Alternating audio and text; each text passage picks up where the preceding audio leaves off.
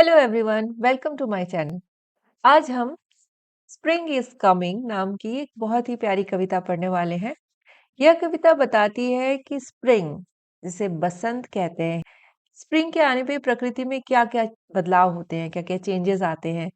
इस कविता में कवि कहते हैं कि जब बसंत आती है, बसंत ऋतु मतलब स्प्रिंग आती है, तो प्रकृति फिर से जीवित और खुश दिखाई देती है। पक्षी अपना घोंसला बनाना शुरू करते हैं, नए-नए फूल खिलने लगते हैं और चारों तरफ एक ताज़ी, खुशहाल हवा होती है। नदी चमकती हुई दिखाई देती है, फूल निकल आते हैं, पूरा माहौल बहुत ही सुंदर हो जाता है।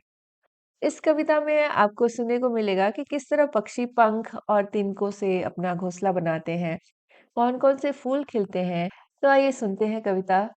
ये बहुत ही प्यारी राइमिंग पोएम है जिसको आपको पढ़ने में भी बहुत मज़ा आएगा और इसका मीनिंग तो अच्छा है ही। सबसे पहले है spring is coming. How many seasons are there in a year? एक साल में कितने सीज़न्स होते हैं? Which season do you like the most? और आपको सबसे ज़्यादा कौन-सा सीज़न पसंद है? Spring is coming, spring is coming, birdies build your nest, weave together straw and feather, doing each your best. Spring is coming, spring is coming, flowers are coming too. Fences, lilies, daffodils now are coming through. Spring is coming, spring is coming, all around is fair. Shimmer and quiver on the river, joy is everywhere. तो देखा आपने कितनी rhyming word है, हर जगह आपको rhyme मिलेगी, जैसे एक लय बन रही है हर जगह पे।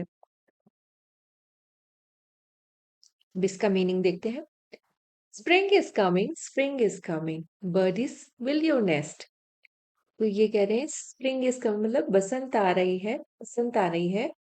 बर्डीज से कह रहे हैं, बर्डीज मतलब चिड़िया, पक्षी, पक्षियों से कह रहे हैं कि विल योर नेस्ट अपना घोंसला बनाओ। Weave together straw and feather, doing each your best.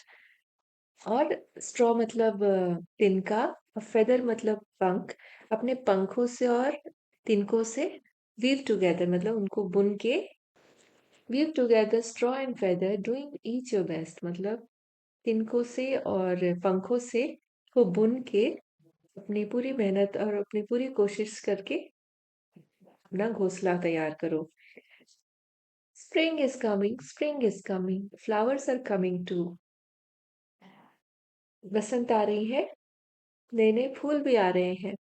Fences, lilies, daffodils now are coming through. Fences, lilies, daffodils ये भी अलग अलग तरह के फूल होते हैं। जैसे लिलीज का नाम तो आपने सुना होगा, ऐसे ही पेंसिस और डेफोडिलिस भी होते हैं। क्योंकि अब ये इंग्लिश में है तो ये हमारे इंडिया में नहीं पाए जाते। जैसे पेंसिस नहीं देखने को मिलेंगे आपको, बहुत कम मिलेंगे, और डेफोडिल्स भी बहुत कम होते हैं।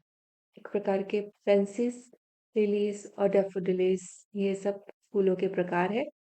नाउ आर कमिंग मतलब ये भी फूल भी खिल रहे हैं, अलग अलग प्रकार के फूल खिल रहे हैं। Spring is coming, all around is fair मतलब बसंत आ रही है। फेयर का मतलब क्या होता है? मेला होता है। अगर मौसम के तरह, मौसम के लिए कहें तो फेयर का मतलब साफ मौसम, खुला मौसम को फेयर कहेंगे। All around is fair. और एक मतलब फेयर का मतलब मेला भी होता है। तो स्प्रिंग इज कमिंग, ऑल चारों तरफ माहौल खुशनुमा है।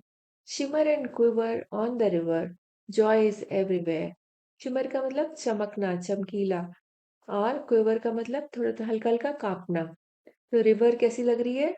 चमक रही है और हल्की हल्की उसकी लहरें ऐसे देखने में लग रहा है कि हल्की हल्की वो कांप रही है। जॉय इज एवरीवेयर, जॉय मतलब खुशहाली, हर जगह खुशहाली दिख रही है स्प्रिंग के आने से। और अब आप इस पोयम को खुद रीड करके देखिए, और नेक्स्ट पार्ट में हम इसके एक्सरसाइजेस करेंगे। Thank you for watching.